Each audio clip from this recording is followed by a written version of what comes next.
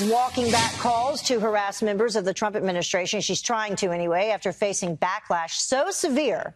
Even Nancy Pelosi wants nothing to do with it. So is this what the Democratic Party is about? Joining me now is former Democratic Ohio State Senate Minority Leader Capri Cafaro. Thank you very much for joining us this morning. Absolutely. Good morning. So let's talk about this. I mean, you're overseas right now. Did you hear about what Maxine Waters had to say? It hasn't really been covered here on the local news in the UK, but, you know, I am attached to my Twitter like everybody else. And so I have been following this story relatively closely. And I can say, as a Democrat, you know, it has gotten a lot of backlash. It is not what we stand for. And frankly, it's a distraction to the core issues that we should be focusing on in the midterm election. So you have, you know, even Chuck Schumer and David Axelrod, who, you know, was a senior advisor to President Obama, condemning this tactic by Maxine Waters to basically go out and harass people in the Trump administration. That's not what we should be about. Here's what President Trump had to say about it. He said Congresswoman Maxine Waters, an extraordinarily low IQ person, has become, together with Nancy Pelosi, the face of the Democrat Party. She has just called for harm to supporters, of which there are many, of the Make America Great Again movement. Be careful what you wish for, Max. Ouch. Well, look, I mean, I don't necessarily think, again, you know, I often say this. My grandmother would say 2 wrongs don't make a right. You know, throwing an insult saying that Maxine Waters is low IQ, I don't necessarily think is appropriate either. We've also seen a ton of people make death threats, for example, at restaurants with the same name, but different establishments that kicked out Sarah Huckabee Sanders. We are at an all-time low when it comes to, you know, our public discourse, and we need to do something to get things back on track. And Democrats could have an opportunity to be the adults in the room and inject decorum into our national discourse. And unfortunately, with things like what Maxine Waters has done, we've missed the mark. Yeah, definitely. I mean, I had tweeted out over the weekend that leaders, people in public personas, like be it entertainment, sports, politically, they all need to be an example and come forward and show that we can get along and talk to each other. Here's what Nancy Pelosi had to say about all of it. She said, in the crucial months ahead, we must strive to make America beautiful again. Trump's daily lack of civility has provoked responses that are predictable but unacceptable. As we go forward, we must conduct elections in a way that achieves unity from sea to shining sea. So she says that, but at the same time takes a stab at President Trump. It's like... Yeah, well, you know, I think that, again, I see a lot of acrimony coming from both sides. I mean, no one seems to want to meet in the middle. There seems to be so much, you know, push back and forth, and we're missing each other, you know, in this conversation. It's bad for politics. And more importantly, it's bad for the country. I mean, I think right now the Democrats are losing out on this, you know, again, by trying to be a little bit more aggressive. I think nobody wants to see, and it's never appropriate for personal attacks and harassment to be part of, you know, the political discourse. We should be focusing on issues. And I know that I sound Pollyanna-ish, but I really think that's what the American people crave. And unfortunately, all we're seeing is this negative back and forth all over the place. You don't sound like a Pollyanna. You sound like Winston Churchill, who said, courage is what it takes to stand up and speak, and courage is also what it takes to sit down and listen. Thank you so much for joining us, Capri. Well, thank you. All right. Absolutely. Are moving toward violence. They are aware of this, and some applaud it. A piece yesterday in Splinter News, which is owned by Univision, explained that intimidating Trump supporters in public places is, quote, just the minimum baseline here. This is all going to get more extreme, and it should, end quote. How extreme? Well, the article fondly recalls the domestic terror bombings of the 1970s. Thousands a year in America. That's our future, the article says. Unfortunately, we're headed there fast. Over the weekend in Los Angeles, Congresswoman Maxine Waters urged the mob to hunt down and find members of the president's cabinet. Here's part of it. If you think we're rallying now, you ain't seen nothing yet. Already, you have members of your cabinet that are being booed out of restaurants, who have protesters taking up at their house, who's saying no peace, no sleep. No peace, no sleep. Let's stay the course.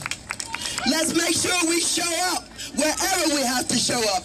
And if you see anybody from that cabinet in a restaurant, in a department store, at a gasoline station. You get out and you create a crowd. And you push back on them. And you tell them they're not welcome anymore, anywhere. Maxine Waters isn't just any member of Congress. The Daily Beast calls her, quote, a folk hero. BuzzFeed describes her as the unchallenged new face of the Democratic Party. And indeed she is. She's also a self-described civil rights leader, which makes it a little weird to see her demanding that certain people be denied public accommodations. Sorry, we don't serve your kind at the lunch counter. That's exactly what she is saying. And she said it again yesterday. I stand by my speech in saying that the protests have already started. They're probably going to continue. The message of all this is clear. The left no longer considers its political opponents fellow citizens or even human. How long before they start openly calling for something bad to happen to those opponents? Well, in the case of Maxine Waters, it won't be the first time. In 1992, Waters cheered as racist mobs burned Los Angeles. As she put it at the time, riot is the voice of the unheard. When Reginald Denny was dragged from his truck and nearly murdered for the color of his skin, beaten in the head with a cinder block on camera, Waters championed his attackers. She partied with them after their trial. Maxine Waters has a record of endorsing mob violence. Everyone in Washington knows that. Democrats don't care. To his credit, Chuck Schumer did call Waters' most recent remarks, quote, not American. Good for him. But hardly anyone else said anything. Nancy Pelosi blamed Donald Trump for what Waters said. That was a theme. Stop hitting me, they said as they threw the first punch. I feel that we are in pre-Nazi Germany. The stages of things that are occurring on a daily basis, the obfuscation, the lies, the totalitarian behavior is shocking and horrendous. Yeah. And we have to be vigilant. They follow the exact pattern that Hitler has. He is evil. He is evil. And the thing is, I thought, oh, he'll come in and he won't really know because he's not that smart. He doesn't, he'll just do a showmanship thing. But he's evil. This is about racism. This is pure and simple racism. That's all this is. The people who support him are frightened to death of this country becoming the Browning of America. Something interesting has happened. As progressives become more authoritarian and less tolerant, they seem more convinced that they're fighting actual Nazis rather than their fellow Americans with whom, in the scheme of things, they have only relatively mild political differences. The more they accuse the administration of extremism, the more extreme they become. And that's not surprising, because once you decide that the people who disagree with you are Nazis, everything is allowed. Why wouldn't you threaten them in restaurants or burn their houses down, or who knows? This could very well end in tragedy. You start talking like this and you don't know where it's going to go. Some progressives seem to welcome all that. Quentin James, who's the head of a political action committee that supports Democrats, recently announced that those calling for calm are, quote, accomplices of the current administration. Accomplices? This is the language of total war. It's scary. It has no place in politics. We're heading towards something awful. And the only people who can stop it are the adults on the left. And there are still some. Democratic members of Congress, entertainment figures, religious leaders, media chieftains like Jeff Zucker at CNN or Andy Lack at NBC. They're silent now, cowering and complicit in all of this, but the country badly needs them to cool the rhetoric and rein in the mob. No more Nazi talk on their TV channels. No more screaming at people in restaurants. There's a point of no return, and we are approaching it, and we need their help to pull back. Let's bring in Ben Shapiro, editor-in-chief of the Daily Wire, syndicated columnist, host of the Ben Shapiro Show. Ben, are you shocked we got to this point? Not at all. I mean, I think that this has been going on for at least a couple of years here. It started on college campuses, obviously. We've seen it at rallies during the last election cycle. Remember, there was a rally for President Trump in Chicago that was shut down due to tactics like this. I don't find any of this particularly shocking. I guess I'm just shocked by how much of the mainstream left has decided to endorse it. I mean, there have been Democratic leaders who have said that these sort of tactics are unacceptable, but I'm not sure they're not being outflanked by their radical base at this point. Has this ever happened to you? What happened to all of these individuals? Or Pam Bondi? My gosh, they got up in her face. I know that there have been protesters when you speak at schools, but has anything like that happened when you're out at a restaurant or a movie theater? No, thank God. This is one of the benefits of keeping kosher. When I go to kosher restaurants, I'm generally pretty popular. So, what about this? There are a number of major newspapers today, the New York Daily News, the LA Times. They're talking about how this could backfire. LA Times writes, resist too far. Pelosi tries to tamp down progressives' public shaming of Trump officials. And she's not the only one. Chuck Schumer essentially came out and said, hey, stop. Yeah, and the problem, though, is that you have people like Simone Sanders on CNN yesterday saying that it is a part of white privilege to call for civility, and she's not the only one saying that. You saw John Legend yesterday do the same thing on Twitter, where he suggested that calling people out in public places, destroying their ability to have dinner, standing outside their home, and this is all stuff that should happen if you disagree with the policy enough. And this is why I say I think that Nancy Pelosi and Chuck Schumer may be representing something good on this particular issue, but their base is not particularly interested in what they have to say, or at least large segments of the base. Hey, Ben, you know what my worry is? My worry is the natural response is to do the same thing back to the other side. And then Republican activists are going to be disturbing other people in other restaurants and at movie theaters and at the park. And then the families are more than likely involved because that's what they do. They find out where you live. I don't want Republicans to mimic this. I mean, isolate these incidents and stop them. I think it's got to be a huge national awareness, not a response. I totally agree with that. And I think this is one of the big problems that we have in our politics right now is everybody assumes that they're being victimized and therefore their reaction is okay. So I wouldn't be surprised if some folks on the right see this as permission to go do this to folks on the left. I think that a lot of folks on the left see this whole tactic as a response to President Trump being rude at rallies and such. And the problem is once you see yourself as a victim, I mean, psychological studies are pretty clear on this. Once you see yourself as a victim, you're far more likely to see yourself as someone who's capable of victimizing others. It's okay to victimize others because you're just responding. But once you feel like you're responding, it gives you a lot more moral credence to go out and do something bad to somebody else. I think that's what the left is feeling today. California Democrat Maxine Waters encouraging her supporters to target members of the Trump cabinet, saying, quote, they're not going to be able to go to a restaurant.